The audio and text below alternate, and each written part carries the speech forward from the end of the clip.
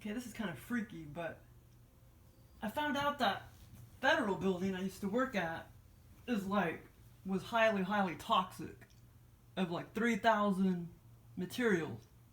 3,000 toxic materials because they made parts for nuclear bombs. But, well, I only worked there like 7 months as a seasonal employee, and then I had to go there about 5 or 6, let's see, 4, 5, 6, about 7 other times. But when you're going along the street and you look over to the left, what does it say? Federal Bannister Complex, Bannister Federal Complex. Like all you see are all you see is like buildings, like the front of the office-looking buildings or whatever, like and a big fence. And then I had to go over the railroad tracks, and then I went to my building all the way at the end that I worked at. But I didn't know there was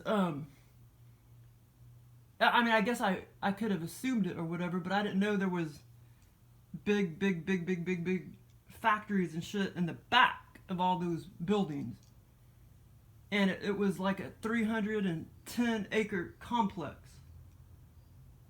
And, but when I worked there in 2000, or at least maybe it was a rumor, but people thought it was closed up.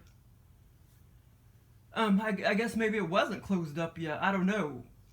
But that was in 2000 when I worked there, and the employees, they just, they thought that our building wasn't toxic, but the whole damn area was toxic. Because there was a lot of, employees in that same building that I worked at that also got cancer and shit. I guess they had worked there many years or whatever. I wish I knew some of those people from 20 years ago, and I could ask them, because I know some of those people had already been there years and years and years, back in 2000 or whatever, and I was only there for 7 months. But yeah, that's just wild. It creeps me out. And, like, I don't know what year it was, but when the factory was active, like, one person died at the age of 27. Thousands of people have died and gotten cancer since 1950. Because I think it was built in 1949 or whatever, that big old complex. The federal complex was built like in 1949. Either 1949 or 1950. So the whole damn thing was toxic ever since then or whatever, apparently. I mean, it would still be toxic no matter if there's spills or whatever, but I think they did say there were some spills or whatever. But yeah, so I worked in a toxic freaking radioactive freaking building that had about 3,000 toxic substances floating around. But thank God I only worked there 7 months. But yeah, that's just creepy, because I remember the employees, I heard it from the employees, they just thought, oh, this building is safe. It was just that building over there and in the back or whatever.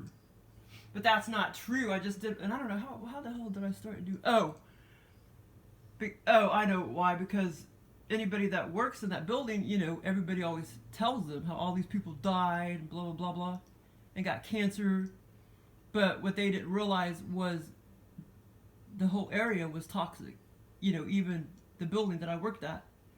My employee, one of my coworkers mentioned it at work, that's right.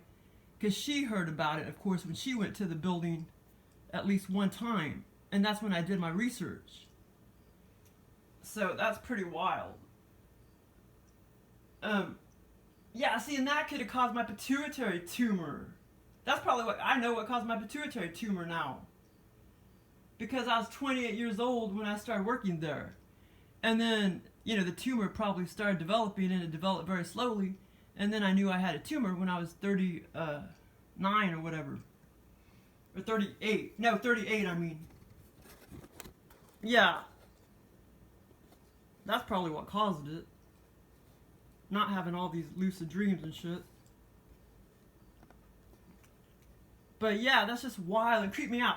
Oh yeah, so then when I learned all of that, of course it creeped me out. Then I had this lucid dream me and this guy were at the front, back behind the gate or the fence or whatever, near the parking lot and the little bus stop and everything. And there were some other parts to it, but I was just, in the lucid dream, I was just creeped out and I didn't like it. Because I already knew it had, it was toxic, the whole area. And so I had that lucid dream and it was just freaky. I was talking to this guy that, I can't remember who he was, but I had this long, drawn-out, creepy, lucid dream about it. Oh, but now I guess it took them like 4 years, but they bulldozed the whole area. The whole 300, it was either 300 or 310 acres. They bulldozed the whole area, so now it should be just dirt. And that could be why they moved all of the employees downtown. Well, that was one of the reasons. That's not the only reason. Yeah, see, that's one of the reasons why they moved the employees downtown.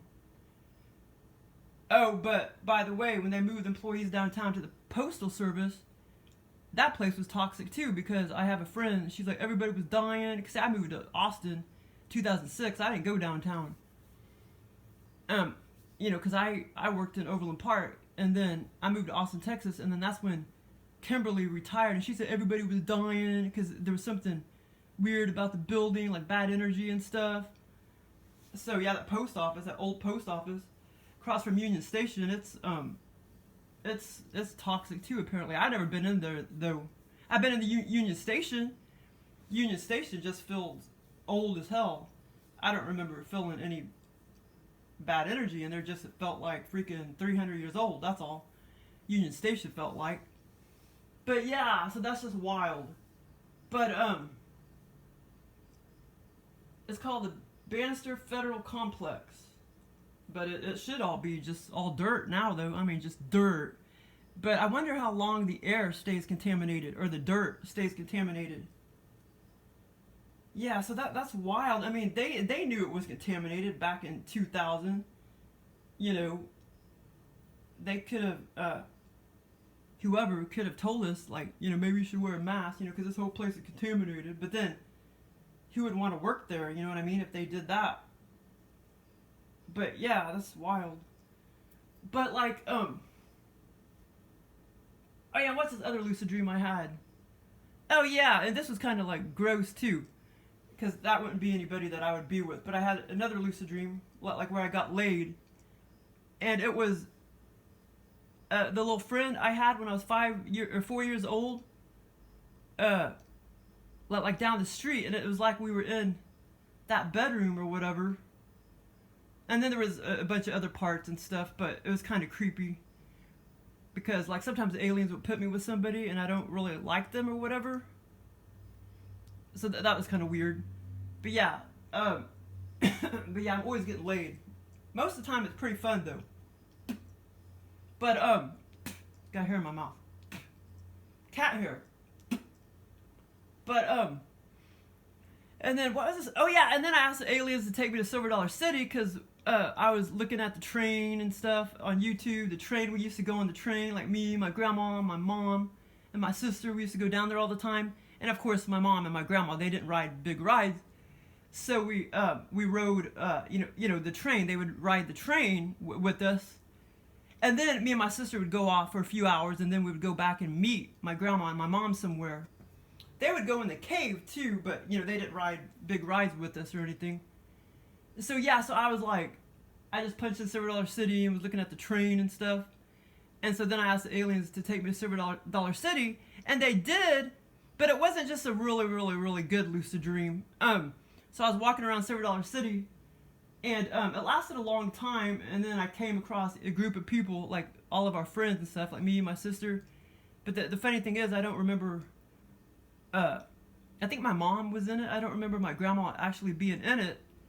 But, and then the group of people, our friends, like none of them, well, some of them weren't friends. None of them had masks on, and I was just like, aren't you going to get in trouble for not wearing a mask?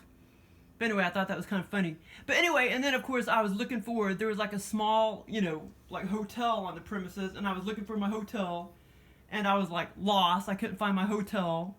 But anyway, it was kind of cool that they, because one subscriber made some comment or something. I can't remember who it was. I think I booted them off though. Something about I don't know, something about I should ask them to take me places or whatever. And I was like, I do that all the time, and they do. I can ask for sex, boom, they give me sex. I can ask to do this, they'll do that, blah blah blah blah. So yeah, so I did ask them to take me to $0 City, and they did, but it was like several days later. And and then what was that other lucid dream I had? Let's see, that one. Oh, the other two, because Joel, he's just not powered up enough to like kind of come into this dimension and give me the normal 3D feeling out of body experiences. So he's been giving me some virtual reality lucid dreams because he's too deep in the other dimension, too deep in the fourth dimension right now. But yeah, so I was asking him, "Aren't you gonna come give me an experience?" and I do think. Well, I mean, I think I did say something like it could be sexual or whatever, because sometimes I do that just to see if they'll give me an experience. Joel, you know. And so, yeah, Joel is definitely still around, because he gave me like 2 sexual experiences, or 2 funny sexual experiences, but the one, well, that one I can't talk about, but the other one, and they've given me, or he or whatever, Joel has been gave me experiences like this before, but I can't remember. Oh, it was like a lug nut or something like that. Before, it was like a different kind of screw and lug nut. And there was placing me like in bathrooms and stuff, like in the bathroom over there at my mom's house or whatever. But yeah, it was so weird. It was like I looked down or whatever, like I was standing. I was going in there like to do my thing, like to brush my teeth and wash my face, and then the next thing I know, I like look down, and there's like a what do you call it, like a lug nut and a screw or whatever, or like a little cap, like on my thing, you know, and like on my private part, and I looked down there and I was thinking, I don't think that's necessary to be there, and So I thought, well, maybe I should. And it was like, in the scenario, it was like, I didn't think it was weird that it was there at all. It was just like a normal thing that was always there. And then when I looked down and I saw it, I was like, well, maybe I should, you know, I don't think I really need it anymore. So I'll just unscrew it and take it off. But they're like big time perverts, man. But it's kind of hilarious because they're just like, most of them are just, they're just perverts, you know, and like they're not violent or anything like that. Well, only the most evil of the evil aliens are violent and shit. But all the other ones, they're just like harmless, you know, but they're like perverts, you know. And like I say, they've done that before, put like weird screws or lug nuts on my thingy. And but yeah, that's kind of funny. I can't remember. I know I was asking for an experience from Joel, but I don't know if that one, if I said it could be sexual or not. But I know that other one I did. I was like, a few days ago, I was like, are you going to come give me an experience? Because you haven't been giving me an experience in a long time. And then he gave me this other perverted one, but that was too perverted. So yeah, Joel is still around, but I don't know why he hasn't been giving me my normal 3D feeling experiences. My out-of-body experiences that feel totally like 3D. And they're very clear. And, you know, they don't feel like a lucid dream. They're totally virtual reality feeling. 3D feeling. And, but this other cool lucid, well, it's kind of weird, but this other weird, cool lucid dream, OBE VR lucid dream I had. Let me think if there's any other cool ones. $0 City, and then, well, I think that's about it, or whatever. And this morning, I know I had a bunch of dreams, but they weren't very good apparently because I didn't remember them. I mean, I probably will right when I lay down to go to bed. I'll remember them. But yeah. So this other cool lucid dream was, when was it? About a week ago. And oh yeah. Okay, how does? Yeah, this is so weird. It was almost like we were just like. Okay, it's like we were It's almost like we were camping out. Me and a couple Asian girls and like my sister and my mom, like almost like we were camping out but there wasn't a top though, like in a tent, but there was no top. This big area, like on a parking lot, and it was almost like we were about to, almost like as if, yeah, like we were about to see, like the fireworks, you know, around the 4th of July, like the fireworks or whatever. Except that wasn't part of the scenario. But yeah, that's what it almost seemed like, and that's why we were we were camping out. But that's not why we were camping. I mean, I know the aliens probably copied that, is what I'm saying, because like before, you know, you would go hang out in a tent or whatever. Well, I don't know if you hang out in a tent. You'd go hang out in a big field or whatever and wait for the fireworks or whatever. But that's what it was almost kind of like. Except in this scenario, it was, we were waiting to, or almost like if you're waiting to see a concert or something, but it was, we were waiting to see a NASCAR popular driver. It's so weird. And I know I had already been, you know, flipping the channels, and I had been coming across some race cars, you know, those shows or whatever, but I never watched them. So I just kept flipping the channels, and so then the aliens gave me this scenario. It was so weird.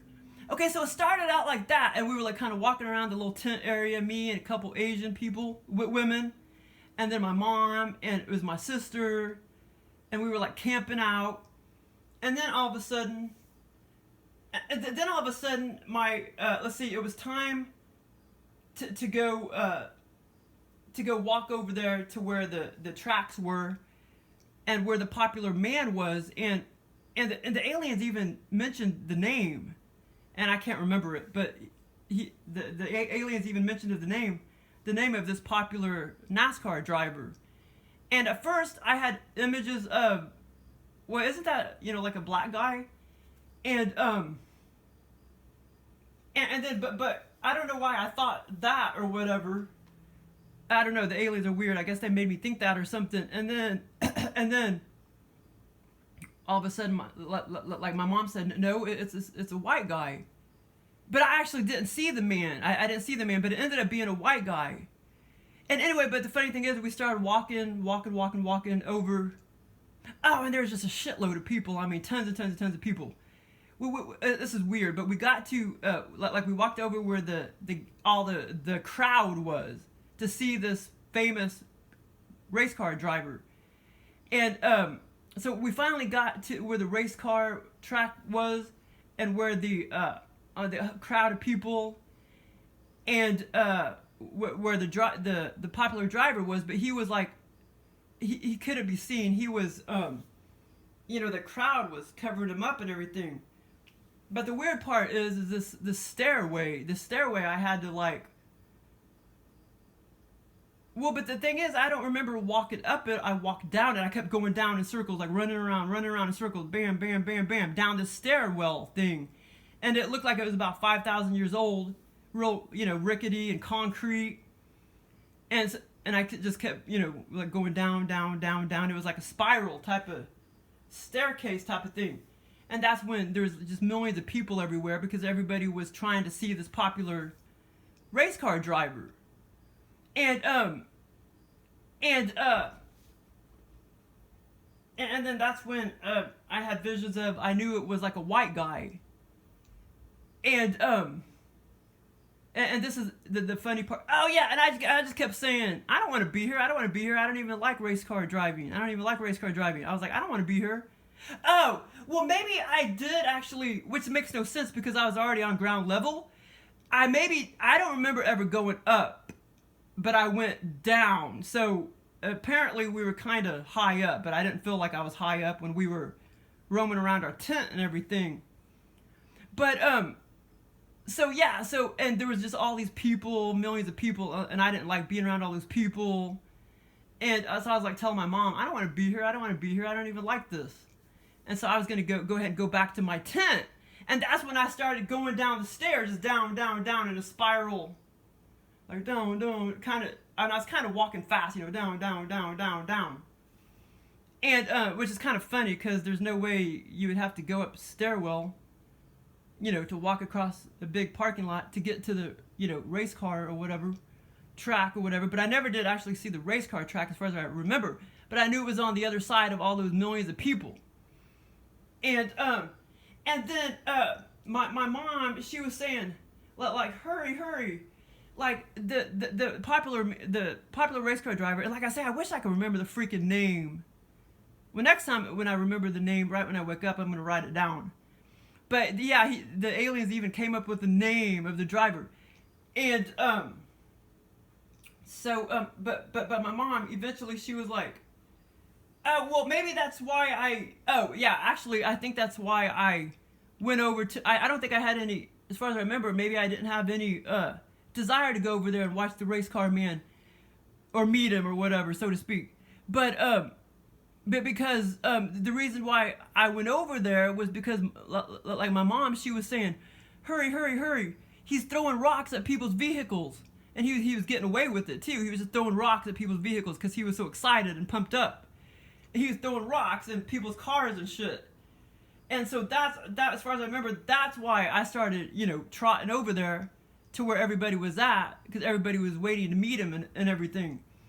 Yeah, and then that's when I was like, I don't want to be here. And I was confident. I told my mom I was confident. I knew my car wasn't one that was hit by a big rock. I just somehow knew that my car wasn't one of the ones that was hit by the big rock.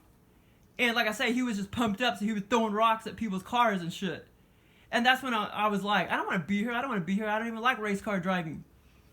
And so that's when, I started going down the stairwell, like bam, bam, bam, bam, bam, bam. And it was like these ancient freaking 5,000-year-old looking stairwell. And it was many, like, loopity doop. I just kept going around, down the steps. It was spiral. And then that's when I was going back to my tent. But it was weird. I mean, that was just the weirdest, like I said, I can just look at something for 1 second and then aliens will decide to create this long ass lucid dream. Like that one time when I was over there at the back door, that was years ago, and then I was Ohio, and then I just had the thought of Ohio because this one person I knew, her mom lived in Ohio, so I had this thought of Ohio, and that's all. And then boom, I get this long drawn out scenario, OBE VR lucid dream, that I went to Ohio. And that's on here. That video is on here. But yeah, the aliens are just funny. Oh yeah, and today I was flipping the channels and I came across race car driving, Nascar, whatever it's called. But yeah, but anyway, that's real creepy about the federal.